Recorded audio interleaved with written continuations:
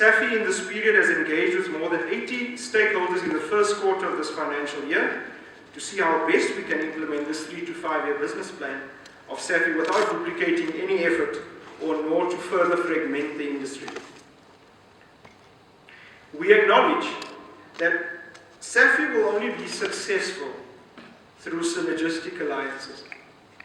We as the board of Safi have flexed our strategic muscle and endeavors to make bold decisions that can ensure that we influence the furniture industry in a positive way. In closing, we'd like to assure you of our continued commitment as the board to execute and deliver the aims of the strategic business plan that we've adopted in 2015 through a structured process of various consultative sessions and vigorous debate with all our stakeholders. I think many of you were part of that, so you can be testimony to that. Thank you once again for joining us on this journey from good to great, and the legacy we would like to leave as change agents for the next growth stage of the furniture industry, in creating jobs and, most of all, building sustainable businesses. We welcome our CEO, Debbie, and she will provide this house just with a précis version about the industrious activity that she and her team have been involved in. I thank you. Insofar as our program, you have it on the screen there. Can I check with our company secretary? Ricardo, do we have a quorum? We've got a quorum, so we can proceed then. Good morning, ladies and gentlemen. Thank you very much for the opportunity to be here today and to share this day with you. The MOI specifies that Safi would aim to transform the furniture industry as a whole through its value-adding activities. Safi will only succeed if the beneficiaries, our approximately over 2,000 manufacturers, are seeing the evidence of the value that our activities are adding to the profitability, competitiveness, and productivity of their operations. Safi has developed a national database with relevant company-specific information of all our manufacturers so that we can understand the demographics as well as the dynamics of the furniture industry and to identify any synergistic opportunities for growth.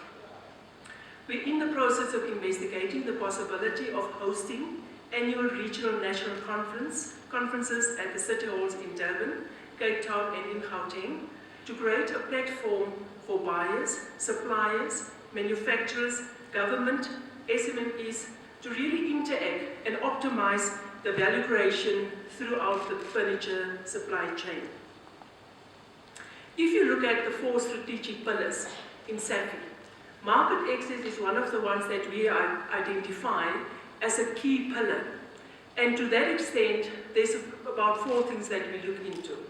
If you look at the international exhibitions, whereby we are exposing our businesses to exhibit their products beyond the borders of South Africa, to start with, that is 100% Design London exhibition that's taking place in September, and a second one that's taking place this month in Mozambique. Then in terms of advertising our companies, we have went to great lengths to have a partnership with Proudly South Africa to promote Proudly South African manufacturers and also Brand South Africa that's more looking at exporting of local companies. When you look at exports for us, exports is very important for us. The last statistics that we've seen show that we have exported in excess of 4.8 billion rand worth of good. And you will know that it's important for us to get the foreign currency. So the more we can grow the export market, the better it is for all our manufacturers. We're in the process currently of looking at to establish an export council, and we will partner with DTI on that because we've got grants available that we can access to form an export council for the furniture industry. The fourth point that is important to us is, in terms of market access, would be to give our manufacturers access to almost like new markets, and government spend is quite a big one. We're in the process to look at the statistics Currently, we have challenges around those statistics because it doesn't drill down to a commodity level. And we endeavor to get to the point where we can, through a vigorous tender process, give more opportunities for our manufacturers to take part of that. Some of our furniture, like you know, is already designated, which is your school furniture as well as office furniture. But we hope in time to come that we're going to get the benefit for our manufacturers. The next point is on world-class manufacturing as the second pillar. World-class manufacturing is very important for us. We then also went through great length to establish a relationship with Productivity South Africa. And thank you very much, Albert, you're in the audience today, so I can make reference to that. It's important for us to understand things like, for example, our cost, because we can't grow revenue and profitability unless we understand, our business and our cost drivers. In the Western Cape, we have started with Productivity South Africa to look at companies that's in distress and see how best we can facilitate turnaround strategies for manufacturers. And to this extent, we also would like to do a similar exercise in Gauteng as well as in KwaZulu-Natal. And some of those statistics you can pick up on our website. In terms of waste management and clean production programs, we also rely on previous experience from Productivity South Africa as well as CSIR and other government institutions to guide us, and more so for us to collate information and make sure that all the beneficiaries benefit through that. What you find in the past is that most of the time bigger companies, because they've got the money, they can access those programs and it's easy for them to implement it. But what is more important for Safi is to ensure that people benefit through that, throughout the value chain. Then in terms of specialized support services, being the third pillar that we support, we are currently in the process of looking at toolkits to develop toolkits where manufacturers in SME, specifically in the SME development, in the SME space, can basically access, a portal. They could be planning to put together a finance portal, a legal portal where people can get, very basic information that's available to them. And also, for example, in terms of marketing, where we can put like a condensed version of a strategy together for them to help SMEs to promote their businesses. We're also investigating the cost of putting together a national call center where people can phone one line and get access to information. Like, for example, a lot of companies want to know the process if they want to export to different markets. And it's important that we consolidate that effort in a one telephone line. What you find currently is that people phone the provincial structures. They even go to the point where they phone the municipalities because people are interested to know how best to facilitate, their exports and other things. And then the DTI as well. So what we said is if we can collaborate that effort, we can then together position ourselves in such a way that there's enough knowledge that we can share between the parties. We also would like to access other opportunities for funding when people acquire new businesses, and also where you find businesses are disposed of, whether it's 100% or only a specific percentage of businesses, and to facilitate that. We're in the process currently to look at 2 black industrialists that we want to position for the industry. It's also going to be the first 2 for the industry, and we're working together with DTI as well as IDC for that positioning. Another thing is the life monitoring tool that you're going to see in the panel session a little bit later. And in that, we're going to look at funding arrangements with the likes of SIDA, CIFA, and also the Department of Science and Technology. They've got an advanced manufacturing department that spend over 7 billion rand a year on new technology and programs that support innovation. Then lastly, if you look at value chain optimization, it's important for us to invest in profitability studies, where we, for example, can benchmark certain industries within the furniture value chain, as well as on a local level, Africa level, and also on the global level. And sometimes it gives you a very good model so that you can then put resources behind that. We're talking to productivity currently. We'll see what other things we can get out of that. But benchmarking is the important one for us. In terms of the competitiveness programs, other places in the world have specific competencies that they develop over time, and we would like to tap into that as well. One of the things that we're currently looking at is we've got a delegation coming from Brazil on the 17th of August. And it's really raw material suppliers and people that manufacture components in Brazil. And we hope that there's also going to be a knowledge sharing platform for our manufacturers where people can come and people can engage and they can ask questions with regards to imports, manufacturing, of components specifically, and look how that can help them in terms of their own competitiveness. Then in terms of business rescue resources, I haven't really investigated it in other provinces, but in the Gauteng provincial government structure, they've got a unit that look at business rescue. So what they do is, they will, for example, look at companies that's in distress currently, and they will help them to facilitate access to funding, even look at incentives with regards to arrears money on rates and taxes and a few other benefits.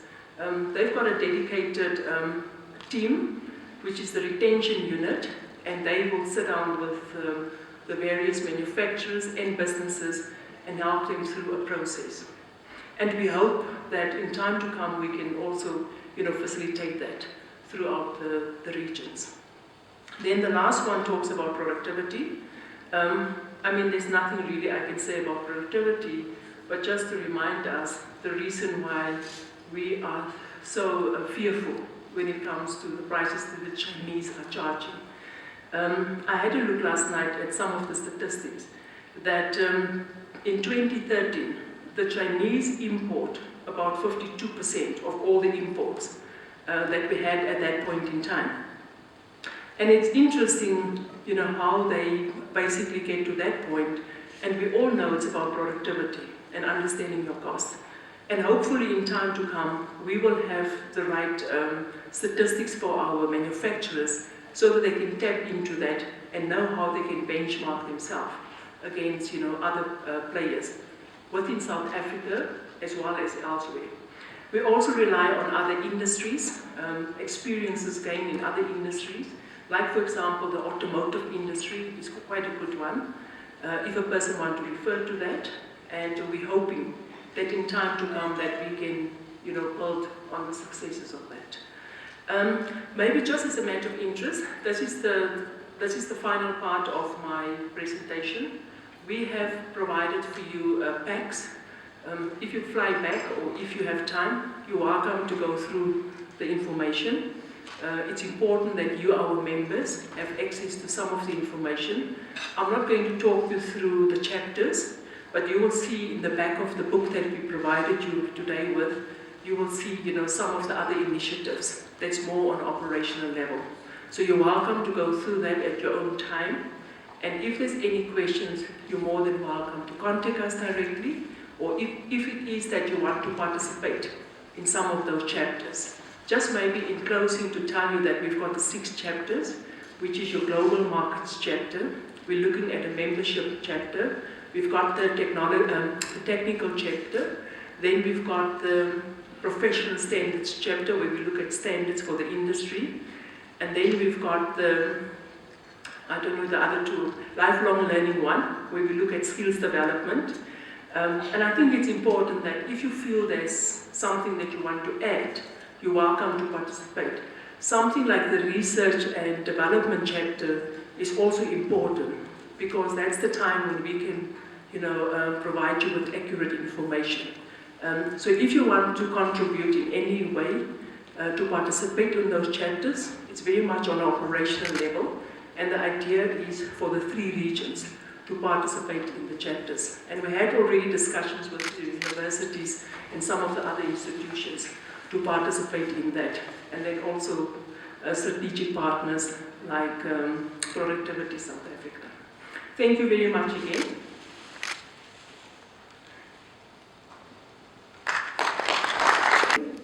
So Mr. Raymond Ellebeck remains a director, and then Mr. Mornay Smith from the Garden Route Employers Association. So those are the three representatives from the Western Cape.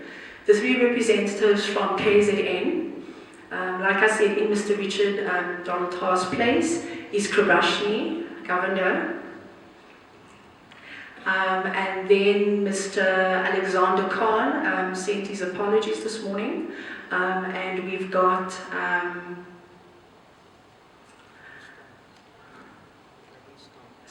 Gavin Stone is also giving his apologies this morning. The other three delegates from Gauteng is Mr. Nico Badenhorst. See him in the audience there. Mr. Lance Dirksen.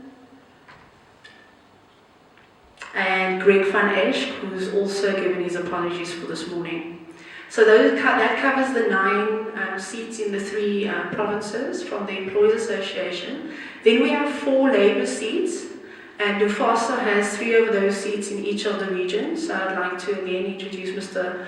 I'll just want to also say Mr. Walter Dyers is one of the founding members of the initiative. So welcome again, Mr. Dyers. Representing Mufasa Western Cape, Mr. Sean Governor representing Mufasa KZN, and Mr. Victor Abrams representing Mufasa Gauteng. And then from our SAPAO representative, Mr. Educated, and of course he couldn't be with us today, but he has sent his representative, Mr. Kenneth Chauke. Thank you for joining us today. So that covers our employer and trade union seats, and then like I said, we have a retail seat this year. Mr. Penwell Lunga is sent his apology, but Mr. Stefan Nieuwoud is here representing our retail seat. I see him somewhere at the back there. Welcome. So that is our 15 voting seats on the Safi board, and then just representing our DTI, I think she stepped out, but Cholo has been with us forever. Cholo's been we say she's part of the furniture. Cholo's been with the furniture sector, I think since, I don't know, I can't remember when, before my time. And I'm very young, I've only been 12 years in the industry. So Cholo's been there, she's representing the DTI today. I see Mr. Johnny Modiba representing the FPNMC today, thank you sir. And the Department of Higher Education has sent their apologies as well. So I just wanted to welcome, and if we can give the board of directors a round of applause. Thank you.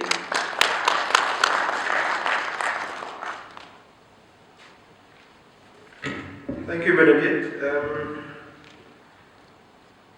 I've got I've got 5 minutes, and there's 2 items still on my agenda that I have to get through. So, with your permission,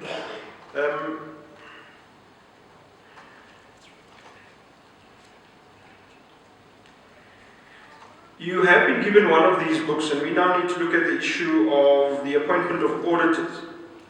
And there's a resolution that needs to be passed that we reappoint Valentine Sargent Chartered Accountants as auditors of Safi to hold office until the conclusion of the next AGM, at which the accounts are laid bare before the members, and to authorize the board of directors to determine their remuneration. Is there anybody that has a fundamental problem with that, or can we accept that resolution and pass it? I see not. Can I accept that as acceptance? Thank you very much. The next issue on our agenda is the financial report and the annual financial statements for Safi for 2015-2016. I'd like to propose that for adoption. Any concerns, any worries? Silence is acceptance. Can we adopt that as a resolution that we pass those financials as is? Thank you very much. And we're now under the issue of general. Anybody has any questions? I would take that as a no. Ladies and gentlemen, thank you very much. I'd like to thank you most sincerely. Again, our apologies for having commenced late. Most of you are invited to the actual launch of Safi after this. Our program there is supposed to commence in about half an hour. We are cognizant of people's time and other travel arrangements, but thank you very much for coming. And goodbye. Thank you very much.